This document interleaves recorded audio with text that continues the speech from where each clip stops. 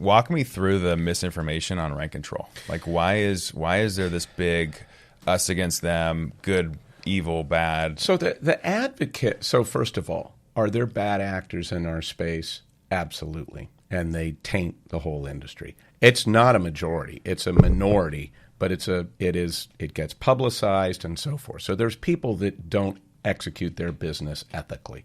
We are Paladin is huge on values and affordability, and executing our business ethically is like top of the list.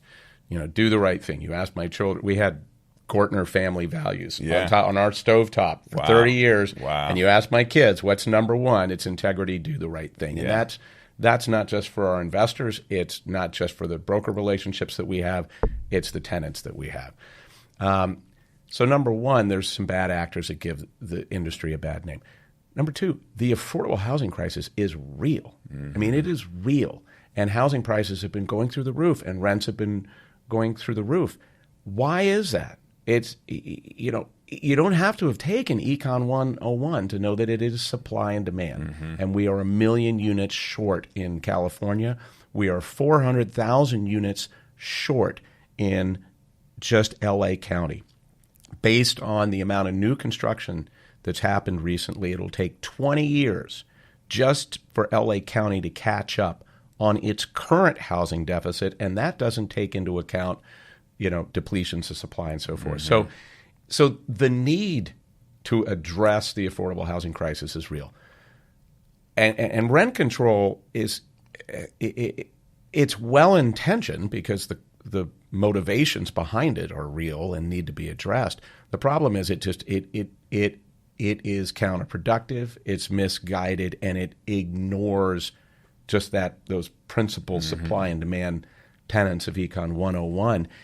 And it's a very blunt tool because it benefits rich kids as much as it does help renters in place. But what it also hinders is, let's say you have a rent-controlled apartment on the east side of Los Angeles and you have this great job opportunity over here on the west side. You can't pursue that. Or you're now faced with spending 4 hours in the car. Yeah. So there's a lot of disinformation. This whole notion that Blackstone controls the housing market in California is ridiculous. Yeah. I mean, the institutional-owned housing across the country and in California is under 5%. Wow. So it's such a small subset. This is a mom-and-pop market here. So there's these villains that they've come up with. I mean, it's not misinformation. It's disinformation to achieve a political aim, and I don't like that. Yeah. The right solution is there's really two that I can think of. Yeah. Anything that you can do to encourage new housing is what ultimately is needed to solve this problem. The accessory dwelling unit law, actually, I think was some of the best policy to come out. Yeah, and it's been a huge impact. Yeah, and it's an impact that helps mom and pops, and it's an impact that helps the overall market. The second thing is, if you really want to help renters in need, then give them and you think that housing is a right, and the principles of that are hard to argue with. Rent control doesn't do that. Vouchers do. Expand the voucher program. Society should be paying for it because this is a societal benefit. It shouldn't be coming on the backs of mom and pops that are struggling just to pay the bills with their apartment buildings, Yeah, no, for sure. It's interesting to see too, because it's kind of this, it feels like, because I sat in or was part of the ULI Housing Council. And so we sat in on this new CHIP ordinance. This LA is coming out with a new mandated by the state, a new housing program. And in that, the goal of that is to spur more housing. We're 400,000 short. They understand that. They know that. Yeah. They're updating the TOC program. They're updating a bunch of different development standards, zoning, things like that, density bonuses, on menu, off menu incentives. And we were sitting down, and this is a room full of architects and attorneys and real estate people, developers, and selves.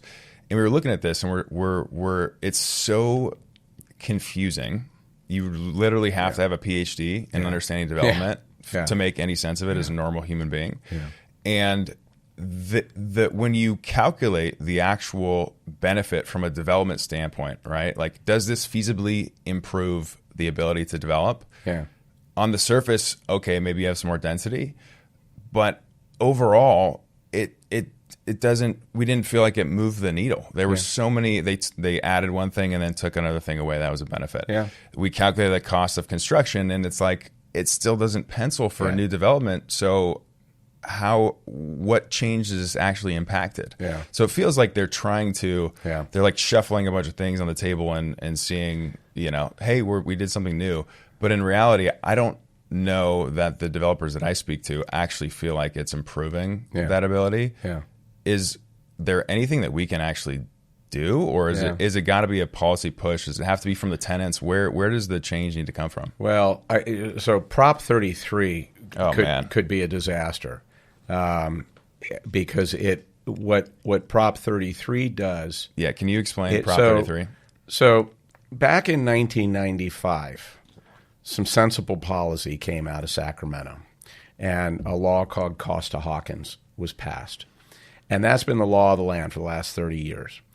What that did is it outlawed some of the most draconian forms of rent control that not only limited what you could raise rents on an existing tenant, which now there's rent control that limits that statewide. Yeah. AB 1482, which is really a moderate form, I think a balanced form of rent control, limits that. So people have visibility. They're not going to get priced out of their homes.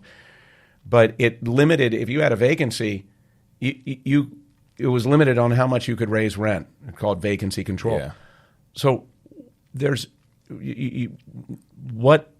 not only what incentive did a landlord have to try to upkeep these older properties, but they actually were having operating margins squeezed. I mean, operating expenses were growing, and yet rents at a faster rate than rents. And at some point, those lines start to intersect, and so this. It's so, again, Justice for Renters Act. The justice implies that you've got some nefarious, greedy corporate landlord. This is the disinformation. It's as bad as the ULA tax, which they called a mansion tax, the Paris Hilton tax. And one of the LA City Council members, she didn't think she was being recorded, admitted the bait and switch. They admitted that it was a deceptive advertising campaign. And, it means it applies 90% of that tax is coming from the sale of office buildings and so forth. And so all of a sudden that's ground to a halt. So what Prop 33 would do would repeal Costa Hawkins. What Costa Hawkins did was one of the most powerful things to incentivize new development, because developers knew, okay, I got a 15-year period where I'm going to be able to get the market rents, time to make the deal work. To make an investment, and then after that, cities could put in place rent control. The state, AB 1482, I think was I would prefer no rent control. Sure. I do believe that letting the market work and incentivizing housing, having enough supply, is the best way to. That's ultimately what we need. We need more supply. Yeah. We have a 1 million unit shortage in the state of California. That's a bigger cause of homelessness. Yeah. It's not Blackstone's fault that we have homelessness in this state. It's NIMBY. It is all of the barriers to new construction that have put people out. There's obviously a lot of economic and other factors that contribute to it. So we'll see. I think that there's a pretty big education campaign, because this Prop 33 will come on the backs of small mom and pop landlords who are already scraping by. Yeah. No, it's going to be interesting to see. We're in August of this year. The vote is going to be in November, so we will know eventually which way it goes. I think for New York, talk to your neighbors. Yeah, it was disappointing that the California Democratic Party endorsed it. I don't think they really thought things through on it, to be perfectly honest. You know, the true answer is targeted rent relief through vouchers to the families who truly need it. Let's expand that program, and then ultimately come up with other creative ways besides ADUs to be able to add more housing.